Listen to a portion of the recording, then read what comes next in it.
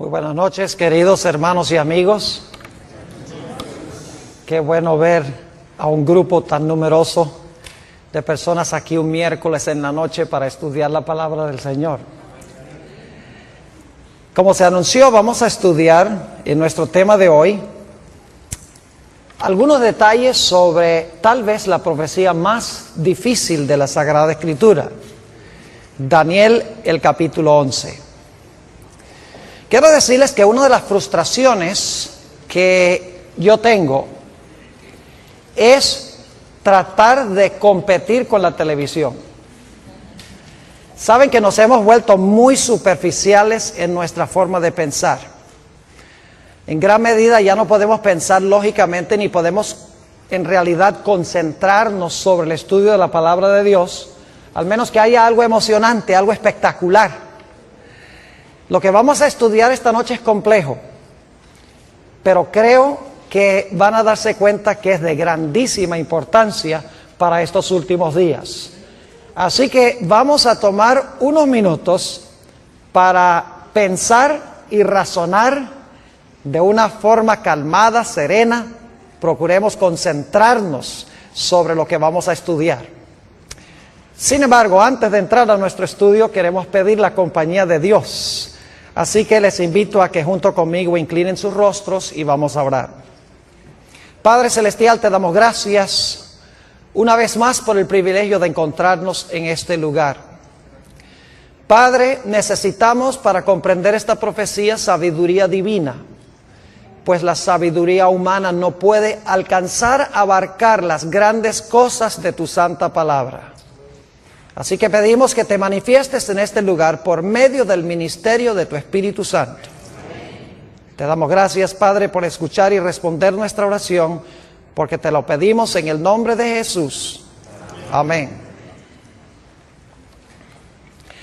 Al examinar los escritos del espíritu de profecía, es decir, los escritos de Ellen White, encontramos que ella solamente tiene 3 referencias al capítulo 11 de Daniel. Y ustedes se van a dar cuenta por qué estoy comenzando de esta forma mi presentación. Porque vamos a compaginar la escritura con estos comentarios del espíritu de profecía. Uno de esos comentarios que ella tiene sobre Daniel 11 es un comentario muy general. Un segundo comentario que ella tiene es un poquito más específico. Y el tercer comentario que ella tiene, y recuerden que ella escribió más de 100,000 páginas, y solamente hace 3 referencias primarias a Daniel capítulo 11. La tercera referencia es bien específica, y allí ella cita versículos del capítulo 11 de Daniel. En efecto, ella cita los versículos 30 hasta el versículo 36 del capítulo 11. Solo una vez en todos sus escritos ella cita algún versículo de Daniel 11. En una cita ella menciona o pone allí en esa cita los versículos 30 hasta el versículo 36. Vale decir que ella nunca menciona los versículos controversiales, que son los versículos 40 al 45. No solo ella no cita estos versículos, sino que no usa ni siquiera el lenguaje de estos versículos. Es decir, la terminología de estos versículos 40 al 45 del capítulo 11, ella no lo usa en ninguna parte de sus escritos. No solo no cita los versículos, sino que no usa la terminología ni el lenguaje. Y esto ha llevado a muchas personas a pensar que ella no tuvo nada que comentar sobre Daniel 11, 40 al 45. Yo quiero en esta noche disipar esa idea. Tuvo mucho que decir de Daniel 11. Aunque los versículos 40 al 45 nunca los cita, nunca usa la terminología del lenguaje, tiene mucho que decir en cuanto a estos versículos. Ahora, quisiera para comenzar leer estas 3 citas que encontramos en los escritos de esta comentarista bíblica.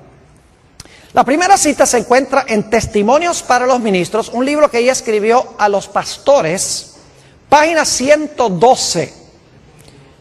Y aquí, como menciono, es una referencia bien indirecta. Dice allí, la luz que Daniel recibió de Dios fue dada especialmente para estos postreros días. Las visiones que recibió en las riberas del Ulai, ese es Daniel 8, recibió Daniel 8 al lado del río Ulai, y el Hidekel, la visión de Daniel 11 la recibió al lado del Hidekel. Los grandes ríos de Sinar están ahora en el proceso de cumplirse. Y pronto todos los eventos predichos se habrán cumplido. Ahora fíjense que ni siquiera menciona Daniel 11. Sencillamente menciona que las visiones que recibió al lado del Ulai, que es Daniel 8, y la visión que recibió al lado del Hidekel, que es Daniel 11, están en el proceso de cumplirse. Y pronto todos los eventos que se mencionan allí se habrán terminado de cumplir. Ahora, la segunda cita es un poquito más específica. Se encuentra en un tomo que se llama Testimonios para la Iglesia, tomo 9, la página 14. Busqué esta cita en español y no la pude conseguir, así que la traduje. En el libro Testimonies for the Church, tomo 9, página 14, dice ella esto. El mundo está agitado con el espíritu de guerra. La profecía del capítulo 11 de Daniel casi se ha cumplido por completo. Entonces, ¿en qué parte de Daniel 11 estaríamos nosotros hoy? Si la profecía de Daniel 11 casi se ha cumplido por completo, significa que la mayor parte del capítulo se ha cumplido y estamos ¿a dónde? Estamos en los últimos versículos de Daniel 11. Sigue diciendo, pronto las escenas de angustia que se describen en las profecías ocurrirán. Ahora, en esta cita menciona específicamente Daniel 11. Dice que está, en la primera cita dice que Daniel 11 está en el proceso de cumplirse. Aquí un poco más específico, porque dice que la mayor parte de Daniel 11 ya se ha cumplido. Es decir, estamos en las escenas finales de Daniel, el capítulo 11. Ahora, la tercera cita es bien específica. Es la única cita, como les mencioné, a donde ella cita versículos de Daniel 11. Ella cita los versículos 30 al 36. Y quiero leer esa cita. Se encuentra, lamentablemente, está en una fuente que no se encuentra en español, no se encuentra traducido, pero yo traduje esta cita. Se encuentra en un tomo que se llama Manuscript Releases, tomo 13, en la página 394. Son materiales de la hermana White que no se habían publicado antes. Se sacaron más o menos unos 20 tomos con todo ese material que antes no había sido publicado. Por eso se llama Manuscript Releases, tomo 13, página 394. Fíjense lo que dice. No hay tiempo que perder. Nos esperan tiempos angustiosos. El mundo está agitado con el espíritu de guerra. Pronto ocurrirán las escenas de angustia que se describen en las profecías. La profecía del capítulo 11 de Daniel casi se ha cumplido por completo.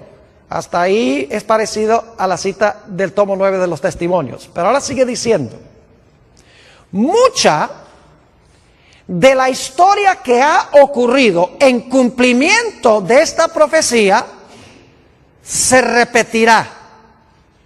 Pregunta, ¿hay una porción de Daniel 11 que se cumplió ya? Sí. Dice, una vez más, mucha de la historia que ha ocurrido en cumplimiento de esta profecía, no dice que la profecía se va a volver a repetir, dice mucha de la historia que cumplió la profecía se va a repetir. Y luego note lo que sigue diciendo en el versículo, esta cita. Después de decir mucha de la historia que ha ocurrido en cumplimiento de esta profecía se repetirá, ella dice esto: En el versículo 30, ahora va a decir cuál parte se va a repetir de nuevo, cuál parte de la historia de Daniel 11 se va a repetir de nuevo. Dice, en el versículo 30, se habla de un poder que se enojará contra el pacto santo y hará según su voluntad. Volverá pues y se entenderá con los que abandonen el santo pacto. Y luego, no voy a citar los versículos, luego ella continúa citando los versículos 31 al 36. Es decir, el que leía es el versículo 30 y luego ella cita versículo 31 al 36 y entonces dice esto. Escenas semejantes a las que se describen en estas palabras ocurrirán. Yo pregunto entonces, ¿qué porción de Daniel 11, según esta autora, se va a repetir de nuevo? ¿O qué eventos históricos, en cuáles versículos se van a volver a repetir? Son los eventos que se describen ¿dónde? En los versículos 30 hasta el versículo ¿qué? Hasta el versículo 36. Y quiero recalcar nuevamente que ella no dice que la profecía se va a cumplir dos veces. Dice que mucha de la historia que se realizó en cumplimiento de esta profecía se va a repetir. No es la profecía, es la historia que cumplió la profecía la que se va a volver a repetir. Es decir, las escenas que describen los versículos 30 al 36 van a ocurrir de nuevo en la historia. Ahora, para entender lo que ella está tratando de decir, necesitamos regresar un momento para repasar la secuencia de reinos que encontramos en Daniel 7 y Daniel 8. Y esto lo voy a hacer rápido, no voy a buscar los versículos, porque la mayoría de los que estamos aquí hemos estudiado estas profecías. En Daniel 7 tenemos un león. ¿Qué representa el león? Babilonia. Luego tenemos un oso. ¿Qué representa el oso? Medo-Persia. Luego tenemos un leopardo. ¿Qué representa el leopardo? Grecia. Luego tenemos un dragón o una bestia terrible que representa ¿qué reino? Roma. Y luego a ese dragón le salen 10 cuernos. ¿Qué representan los 10 cuernos? Representan los 10 reinos en los cuales se dividió el imperio romano. Y luego entonces sale un cuerno ¿qué? Un cuerno pequeño que gobierna ¿por cuánto tiempo? Por 1260 años. Ahora, ¿qué representan los 10 reinos? O los 10 cuernos, 10 reinos de Roma. ¿Y qué representa el cuerno pequeño? El cuerno pequeño representa la iglesia romana desde el tiempo cuando cayó el imperio romano y se fragmentó en 10 reinos y 1260 años más adelante, en 1798, cuando recibió una herida mortal. Es decir, tenemos cierta secuencia de reinos: Babilonia, Medo-Persia, Grecia, Roma pagana, Roma papal. Esa es la secuencia de reinos. Ahora necesito ir a Daniel 8, porque Daniel 8 sigue la misma secuencia, pero hay una excepción. En Daniel 8 no empieza con Babilonia, sino que empieza con ¿cuál reino? Empieza con Medo-Persia. ¿Recuerdan un carnero? ¿Cuántos cuernos tiene el carnero?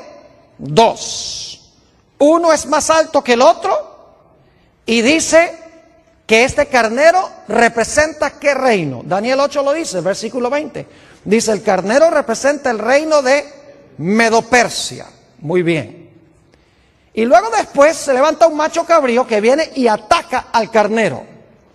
¿Y qué representa ese macho cabrío que tiene un cuerno notable entre sus ojos? Representa Grecia. ¿Y qué representa el cuerno notable?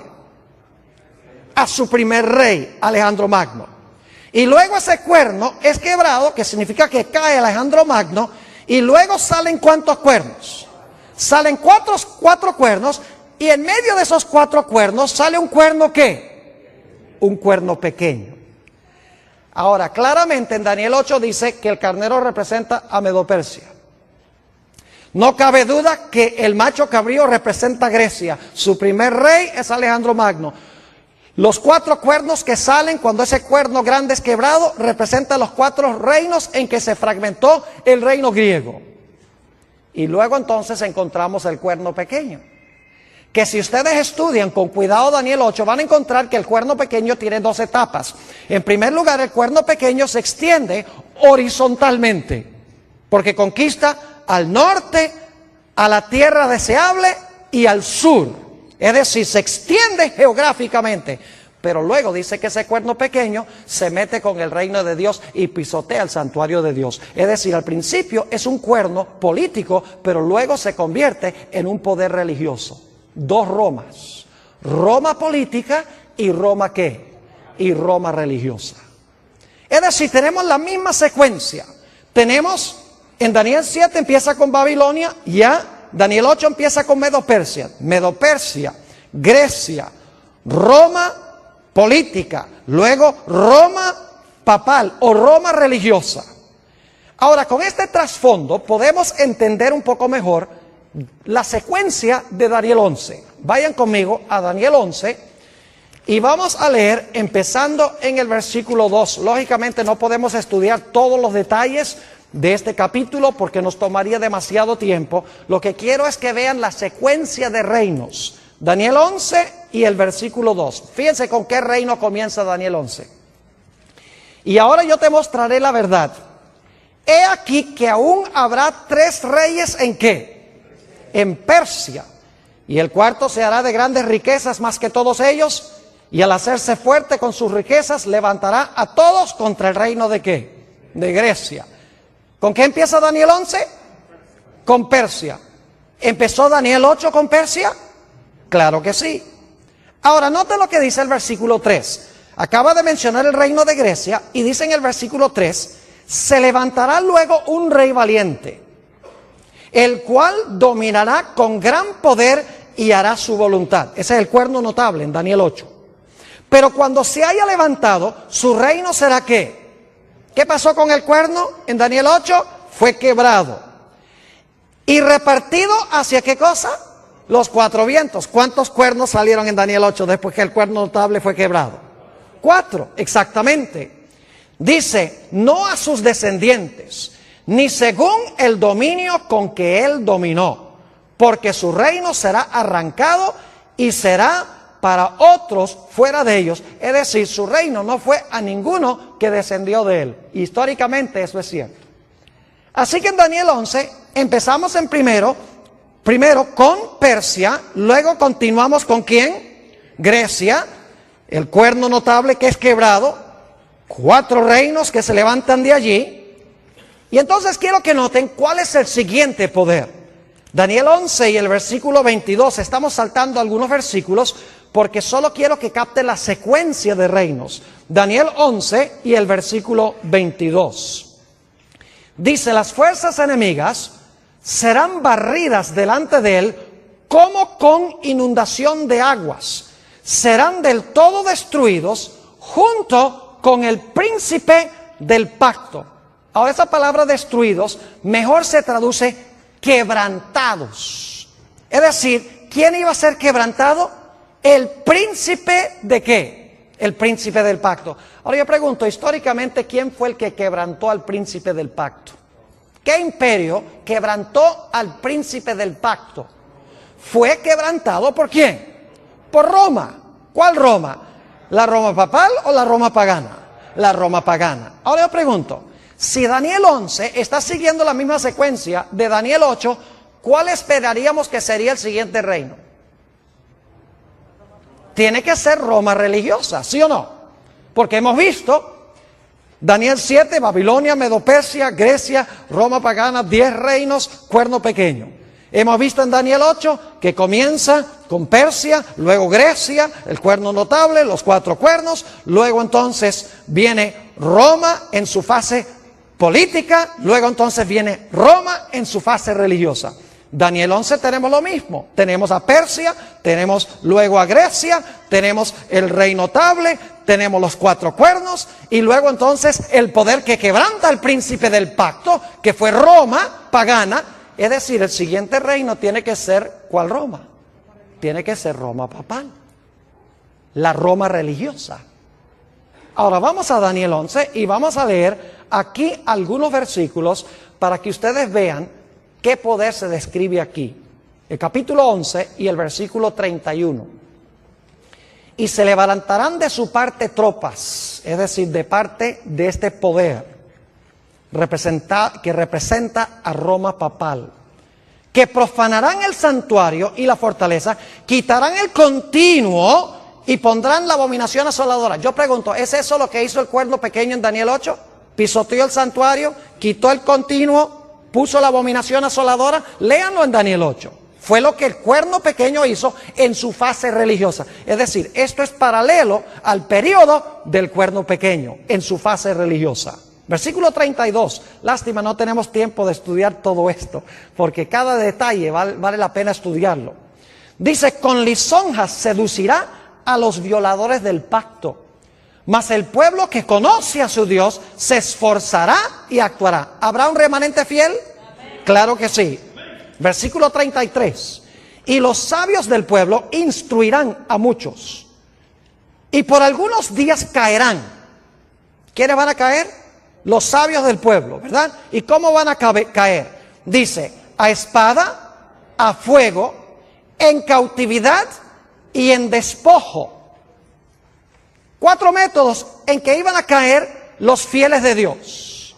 Y saben que si ustedes miran la Edad Media, van a encontrar que estos 4 métodos eran los que eran usados por la iglesia, empleando al Estado para perseguir a los que no estaban de acuerdo con las enseñanzas de la iglesia nominal de aquella época.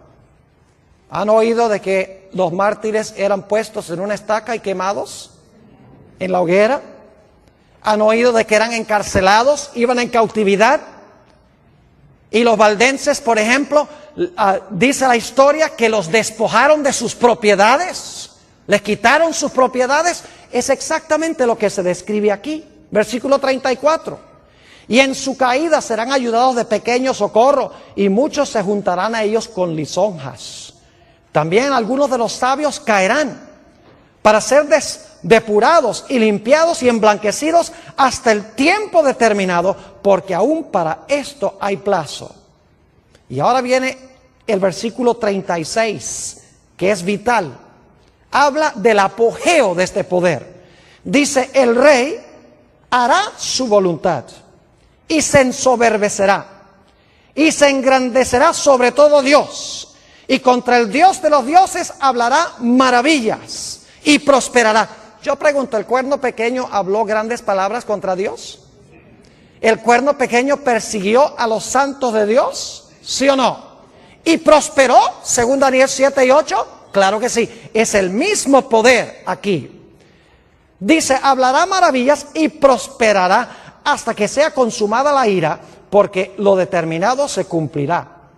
Del Dios de sus padres, es decir, los padres son los apóstoles, los fundadores de la iglesia. Del Dios de sus padres no hará caso, ni del amor de las mujeres, ni respetará a Dios alguno, porque sobre todo se engrandecerá. Es decir, se va a proclamar Dios en la tierra, este personaje. Versículo 38. Mas honrará en su lugar al Dios de las fortalezas, Dios que sus padres no conocieron, es decir, el Dios de la fuerza, el Dios del Estado, usando el poder civil. Lo honrará con oro y plata, con piedras preciosas y con cosas de gran precio. En la misma descripción del traje de la grande ramera de Apocalipsis, el capítulo 17. Versículo 39, con un Dios ajeno se hará de las fortalezas más inexpugnables, y colmará de honores a los que le reconozcan, y por precio repartirá la tierra. Todo este pasaje, los versículos 30 al 39, están describiendo el período del cuerno pequeño de Daniel 7 y el cuerno pequeño de Daniel 8 en su fase religiosa, el período de los 1260 años de supremacía de la iglesia romana. Ahora, ¿está clara la secuencia? ¿Entiende la secuencia? Persia, Grecia, Roma en su fase pagana, luego Roma en su fase ¿qué? En su fase papal. Pero yo pregunto, según las profecías, ¿cuántas etapas de dominio tiene el cuerno pequeño o la bestia, o en este caso el rey del norte? ¿Cuántas etapas de dominio tiene? A ver, díganme ustedes. Tiene dos. ¿Cuál es la primera? ¿Gobernó por cuánto tiempo? 1260 años. ¿Verdad que sí? Ahora, cuando cayó, después de los 1260 años, en 1798, terminado, ya no se levanta más nunca. ¿O se va a volver a levantar? ¡Oh, se va a volver a levantar! Porque Apocalipsis 13 dice que la bestia que gobernó 42 meses, que es lo mismo que los 1260 días, iba a recibir una herida, ¿qué? Mortal. Y por un tiempo iba a estar fuera de comisión. Y luego su herida de muerte se iba a ¿qué? Sanar, y nuevamente iba a gobernar ¿qué cosa? El mundo. Ahora podemos entender por qué Ellen G. White dijo que escenas semejantes a las del pasado se iban a repetir. ¿Me están entendiendo lo que estoy diciendo? Porque el mismo poder que dominó en el pasado, que recibió una herida mortal, que ha estado herido a este sistema, porque no puede usar el poder civil como lo hacía en la Edad Media, ese poder se le va a sanar la herida y luego va a repetir lo que hacía ¿cuándo? Lo que hacía durante los 1260 años. Por eso es que la autora que leímos dice, nuevamente, leo esta cita, dice, escenas semejantes a las que se describen en este versículo o en estas palabras ocurrirán de nuevo. Y luego entonces llegamos al versículo 40. Ahora yo quiero decirles cómo se relaciona el versículo 40 con los versículos 31 al 39. En el versículo 40 habla del rey del sur que se acornea contra el rey del norte. Es decir, el rey del sur ataca al rey del norte en el tiempo del fin. Pero luego dice que el rey del norte levanta contra el rey del sur, ¿qué cosa? Tempestad. Y se lanza contra él. Y si siguen leyendo hasta el versículo 45, se van a dar cuenta que el rey del norte, que dominó durante los 1260 años, versículo 31 al 39, y que recibió una herida mortal por parte del rey del sur en 1798, cuando el rey del sur se acorneó contra él, ese poder dice que va a conquistar al rey del sur y nuevamente va a llegar a tener un dominio mundial, un dominio global. Ahora, es interesante, como les mencioné, notar que Ellen G. White no cita ni un solo versículo de los versículos 40 al 45. O sea, cita hasta el versículo 36, nos ubica. Dice, este es el periodo cuando este poder ejerció su dominio. Pero en cuanto al tiempo cuando se le sana la herida, por lo menos no usa el lenguaje de Daniel 11 y empezando en el versículo 40. Y la gente dice, por lo tanto ella no tuvo nada que decir en cuanto a estos versículos. Ahora, yo quiero decirles que ella tuvo mucho que decir en cuanto a estos versículos. Y se lo voy a demostrar, pero la forma en que lo vamos a hacer es, en vez de estudiar desde el versículo 40 hasta el versículo 45, lo que vamos a hacer es empezar en Daniel 12 y el versículo 2 y trabajar hacia atrás. En vez de ir hacia adelante del 40 a Daniel 12.2, vamos a empezar en Daniel 12.2 y vamos a trabajar deductivamente, vamos a regresar hacia el versículo 40. ¿Entiende lo que vamos a hacer? Ahora, ustedes dicen, ¿por qué va a hacer esto, Pastor Bor? Le voy a explicar. Porque Ellen G. White, aunque no cita los versículos 40 al 45, varias veces cita Daniel 12 y el versículo 1. Es decir, ella varias veces menciona Daniel 12.1. Y ustedes dicen, ¿por qué es importante eso? Noten cómo comienza Daniel 12 y el versículo 1. Dice, en aquel tiempo se levantará Miguel. La pregunta es, ¿en cuál tiempo se levantará Miguel? ¿A dónde buscaríamos el tiempo que se menciona aquí en el versículo 1? En aquel tiempo se levantará Miguel. Eso nos manda a regresar ¿a dónde? Al capítulo 11. En aquel tiempo se levantará Miguel. Así que si podemos saber a dónde Elena G. de White cita, porque cita también Daniel 12:2, si podemos saber dónde ella cita Daniel 12:2 y Daniel 12:1, entonces lo que viene antes de la cita de Daniel 12:1 debe ser el comentario sobre los versículos 40 al 45. ¿Me están siguiendo o no me están siguiendo? Ahora vamos a mirarlo. Tengo en mi mano este librito que se llama El conflicto de los siglos. Está bien usado. Y a propósito traje un ejemplar bien feo para que lo pongan en cámara, porque así debe estar el conflicto de los siglos de ustedes. No debe estar en papel celofán. Debe estar bien usado. Ahora, lo que yo quiero compartir con ustedes es extraordinario, porque va a mostrarles que Elena G. de White tenía más que sabiduría humana. Es increíble cómo ella compagina perfectamente con la profecía de Daniel 11 sin usar el lenguaje. Yo creo que ella misma tal vez ni sabía lo que estaba haciendo. Ahora escuchen bien, les voy a dar las páginas.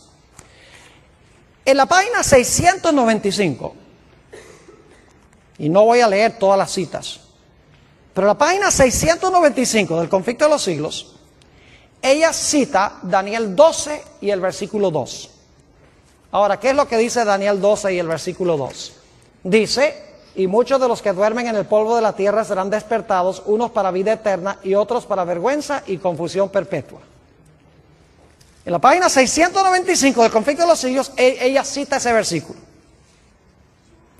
Ahora queremos trabajar un poquito más hacia atrás. ¿Saben ustedes cómo se llama el capítulo a donde ella cita ese versículo de Daniel 12 y el versículo 2? El título de ese capítulo es La liberación del pueblo de Dios.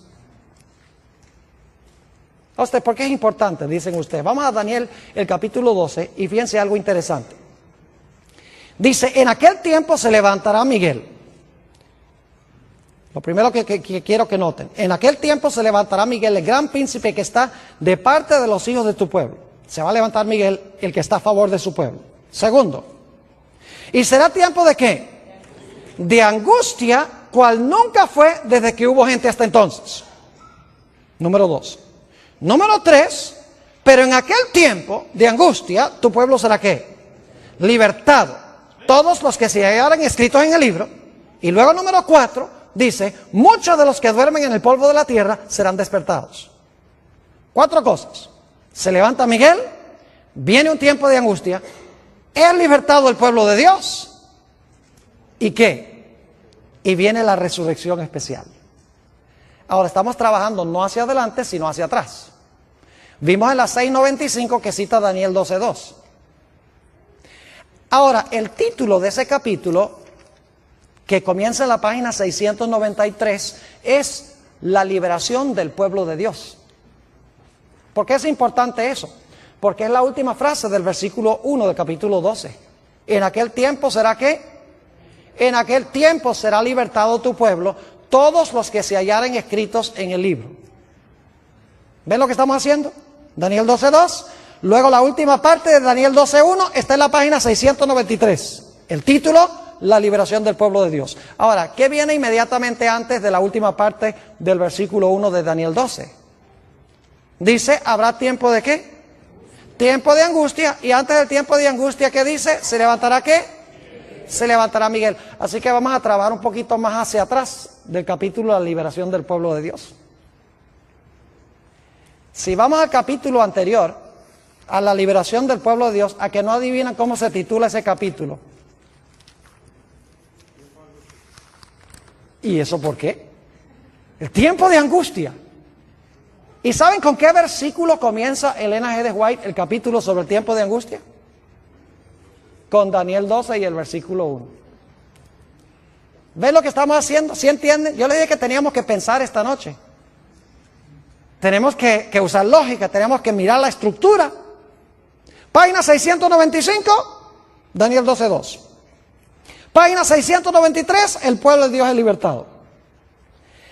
En la página, escuchen bien, en la página 671, yendo hacia atrás, está el capítulo que se titula El tiempo de angustia.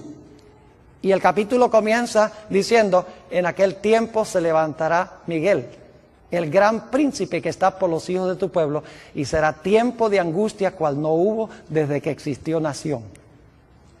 ¿Qué está pasando con el linaje de White? ¿Tiene algo que decir sobre Daniel 12:2? Oh, sí. ¿Tiene algo que decir sobre Daniel 12:1? Lógico que sí. Ahora yo les pregunto, ¿a dónde esperarían ustedes conseguir los comentarios del linaje de White sobre Daniel 11 y el versículo 40 al 45? A ver, díganme ustedes, ¿a dónde esperarían encontrar los comentarios de ella sobre los capítulos anteriores o los versículos anteriores? ¿Tiene que ser antes de qué página? Tiene que ser antes de la página ¿qué? 671. ¿Sí están viendo lo que estamos haciendo o no? Como ella no tiene nada, no usa el lenguaje, ni cita los versículos 40 al 45, entonces nosotros tenemos que empezar con el versículo que sí cita. 12:2. Y luego la última parte del 12:1. Y luego la primera parte del 12:1. 695, 693, 671. Y esperaríamos que los comentarios de ella sobre el capítulo 11 estén en los capítulos anteriores al capítulo sobre el tiempo de angustia. Ahora quiero que vayamos a Daniel 11, no vamos a estudiar todo yendo hacia atrás, porque yo les digo que si hiciéramos esto, terminaríamos en el conflicto de los siglos, en el capítulo que se titula La Biblia y la Revolución Francesa. Pero claro, no podemos estudiar todos esos capítulos. Nada más quiero lanzarles la idea de cómo estudiar esta profecía. Ahora, noten lo que dice Daniel 11 y el versículo 44. Cuando el rey del norte está en su apogeo, cuando se le ha sanado la herida a la iglesia romana y está dominando el mundo, según la Biblia, dice que algo va a pasar. Versículo 44. Pero noticias del oriente y del norte lo atemorizarán. Otras versiones dicen que nuevas del oriente y del norte lo espantarán. ¿Y qué va a ser como resultado de esas nuevas que vienen del norte y del oriente? Dice, ¿y qué? Y saldrá con gran ira para destruir y matar ¿a qué? A muchos. ¿Captan lo que dice el versículo? Hay ciertas noticias que vienen del norte y del oriente que espantan al rey del norte, y la reacción de él es salir ¿a qué? Salir a matar y destruir. ¿A quiénes? ¿A todo el mundo? En Daniel es el pueblo de Dios. A usted dice, ¿qué es eso de nuevas del oriente y del norte?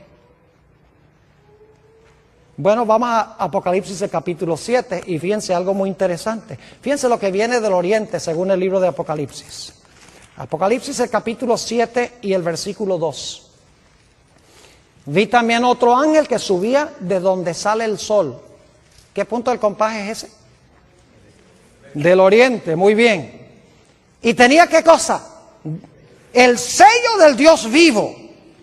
Y clamó a gran voz a los 4 ángeles a quienes se les había dado poder de hacer daño a la tierra y al mar, diciendo, no hagáis daño a la tierra ni al mar ni a los árboles hasta que hayamos sellado en sus frentes a los siervos de nuestro Dios. ¿Qué es lo que viene del oriente aquí? El ángel que trae ¿qué? El sello de Dios. Es decir, es el mensaje del sellamiento. ¿Y qué es el sello de Dios? El sello de Dios, no lo hemos estudiado esta semana, pero el sello de Dios es el sábado. El sello en la ley de Dios es el santo sábado. Ahí se encuentra el nombre de Dios, su territorio y el oficio. El único mandamiento que tiene las características de un sello. Es decir, este mensaje que viene del oriente es el mensaje del ¿qué? Del sellamiento. Bueno, ¿y las noticias que vienen del norte qué?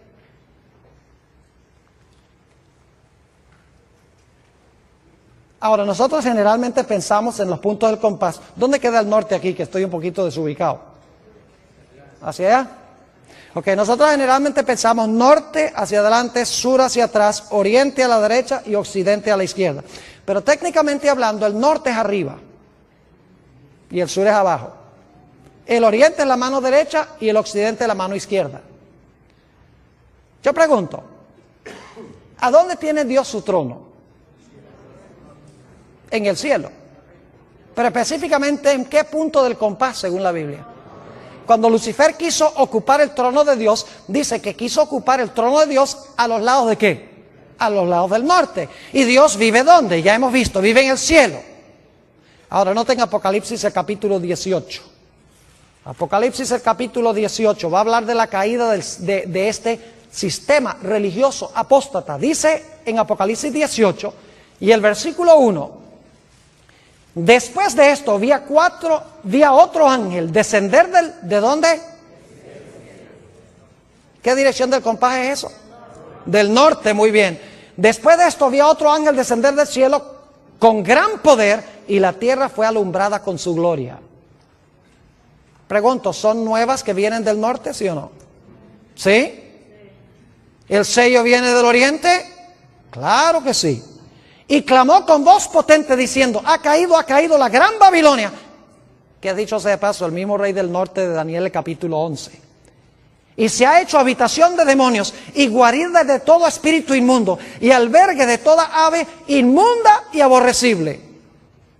Es decir, este sistema religioso ha caído porque impone la marca de la bestia, mientras que Dios, ¿qué es lo que da? Su sello. Versículo 3: porque todas las naciones han bebido del vino del furor de su fornicación, y los reyes de la tierra han fornicado con ella, y los mercaderes de la tierra se han enriquecido de la potencia de sus deleites. Y ahora escuchen, esto es lo que especialmente espanta este sistema, no solamente porque se está predicando que el sistema ha caído, sino que se está llamando a los que están en el sistema a salir. Dice en el versículo 4: y oí otra voz del cielo que decía: salid de ella, pueblo mío, para que no seáis partícipes de sus pecados, ni recibáis parte de sus plagas. Yo pregunto entonces, ¿cuáles son las nuevas que vienen del oriente y del norte que espantan a este rey del norte humano que quiere usurpar el lugar de Dios? Es el mensaje de ¿qué? Del sellamiento, y el mensaje de que Babilonia ha caído, y la invitación de que los fieles de Dios salgan de ese sistema apóstata. Ahora, volviendo otra vez al espíritu de profecía, a que no adivinan cómo se llama el capítulo antes del capítulo que dice tiempo de angustia.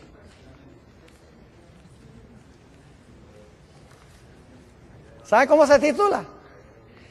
El mensaje final de Dios. ¿Y saben con qué pasaje comienza Elena G. de White ese capítulo? En la página 661. Después de esto vi a otro ángel descender del cielo con gran poder, y la tierra fue alumbrada con su gloria. Cita Apocalipsis 18 y el versículo 1 al 4. ¿Y saben qué más dice en ese capítulo? Dice en primer lugar que los poderes del mundo unidos, el protestantismo apóstata, con la iglesia romana y con los reyes de la tierra, están imponiendo por ley la observancia del primer día de la semana. Mientras que el pueblo de Dios, dice allí, con rostros iluminados, está yendo y proclamando que Babilonia ha caído y que la gente debe recibir el sello de Dios, debe guardar el sábado como señal de su lealtad a Dios. Y dice ella allí que como resultado del mensaje que proclama el pueblo de Dios, para usar una buena expresión puertorriqueña, los poderes religiosos del mundo se van a enfogonar contra el pueblo de Dios. Yo pregunto, ¿es lo mismo que encontramos en el versículo 44? Claro que sí.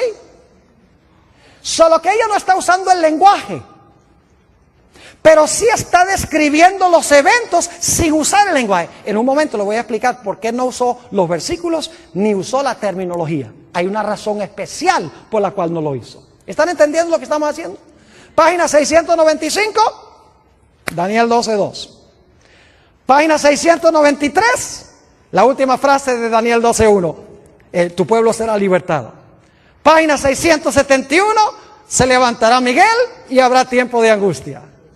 Página 661, el mensaje que viene del norte, del cielo, de que la gente salga de Babilonia, y el mensaje del sábado, del sellamiento, de recibir el sello del Dios vivo y la ira que tendrá el mundo religioso contra aquellos que reciban el sello de Dios. Ahora yo quiero preguntar, ¿a dónde esperarían ustedes conseguir lo que Elena G. de White tiene que decir sobre los versículos antes del versículo 43?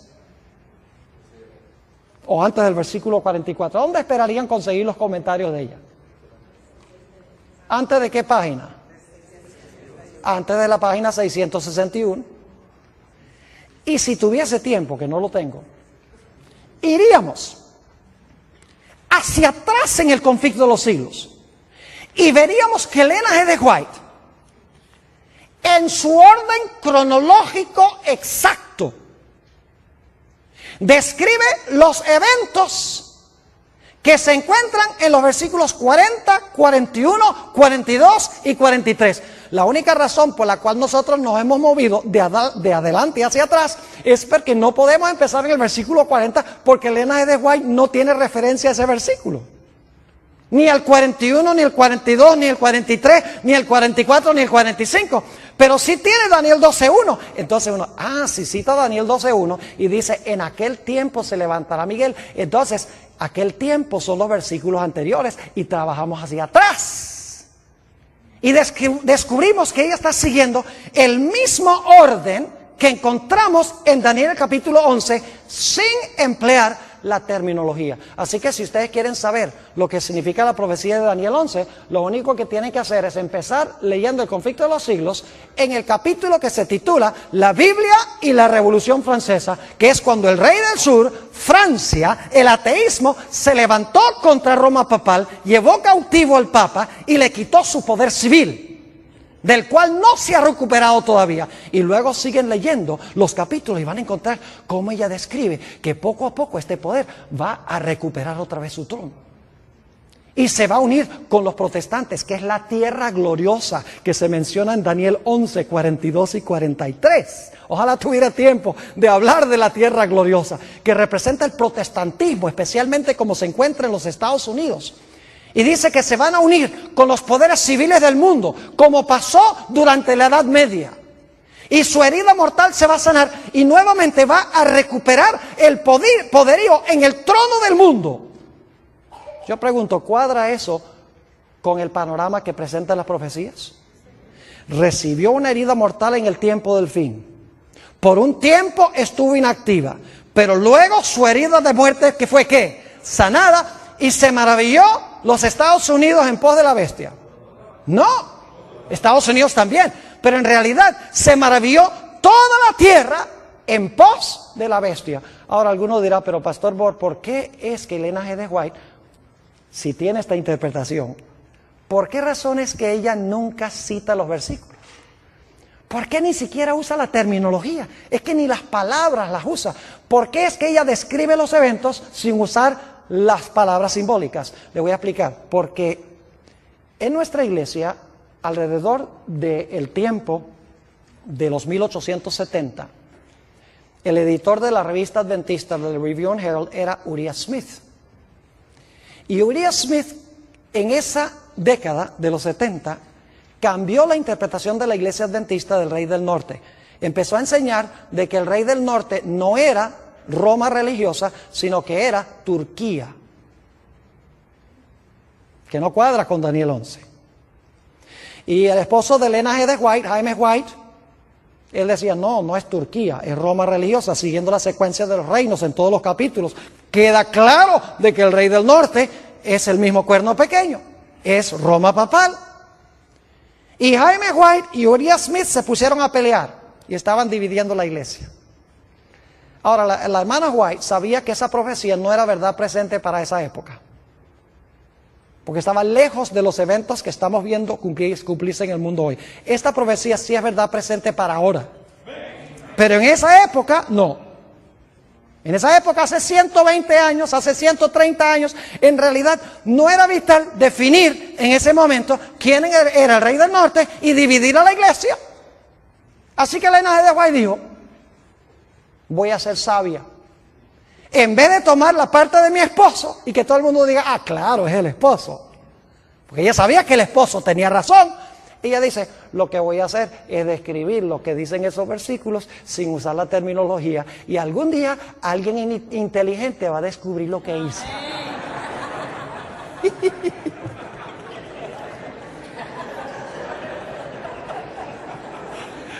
Y quiero decirles, yo no soy el único que lo he descubierto. Pero mis hermanos y hermanas, estas no son cosas que nosotros podemos descubrir nada más leyendo someramente la Escritura. Por eso les digo, la televisión ha arruinado en gran medida nuestra capacidad de pensar, nuestra capacidad de razonar, de pensar estructuralmente.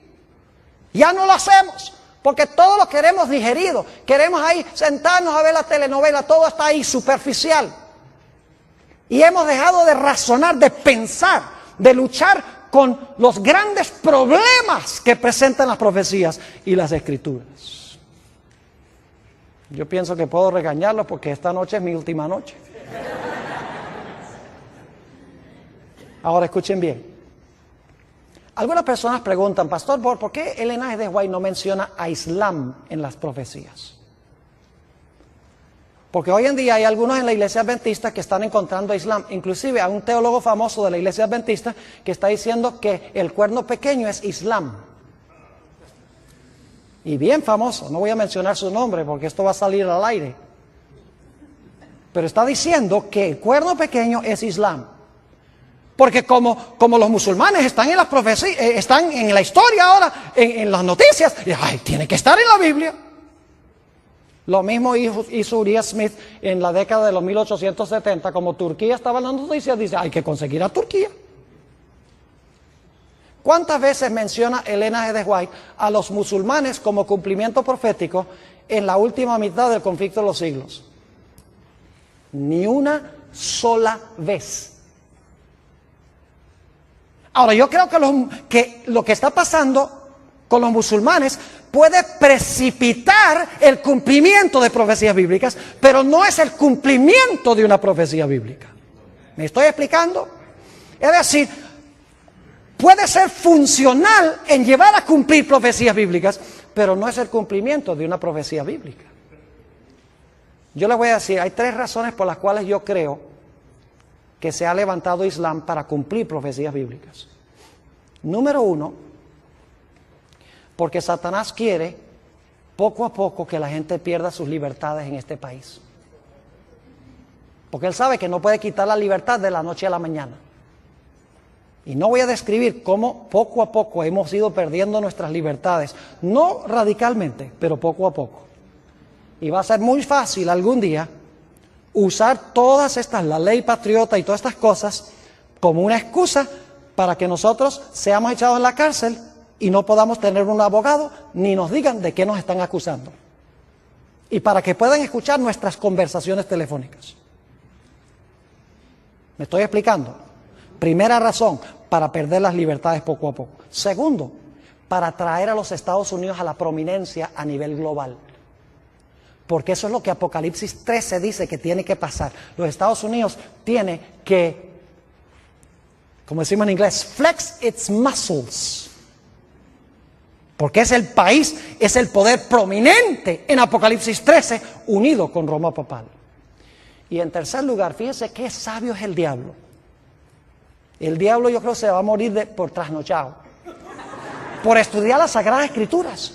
Porque él estudia las profecías para ver cómo contrarrestar las profecías como las presenta Dios en la Biblia. ¿Saben ustedes que hoy en día la mayoría de las iglesias están mirando al Medio Oriente para el cumplimiento de las profecías?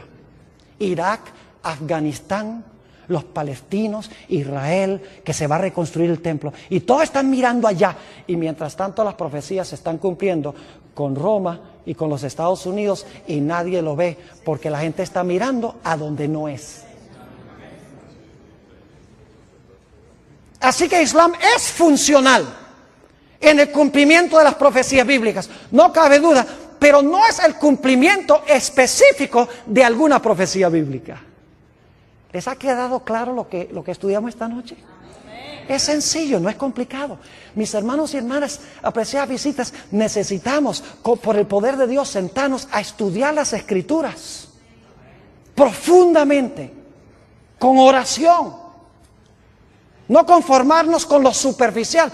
No venimos a la iglesia a que nos entretengan o a gozar. Hoy en día esa es la moda en la iglesia. Ay, que me den mucha música y muchos adornos y muchas cosas. Creo en la música, gloria a Dios, es un apoyo. Pero nunca sustituyamos los adornos por el mensaje. Estamos viviendo en tiempos tremendos. Y ojalá que Dios nos ayude a entender estas profecías y que estemos en el lado correcto en el gran conflicto.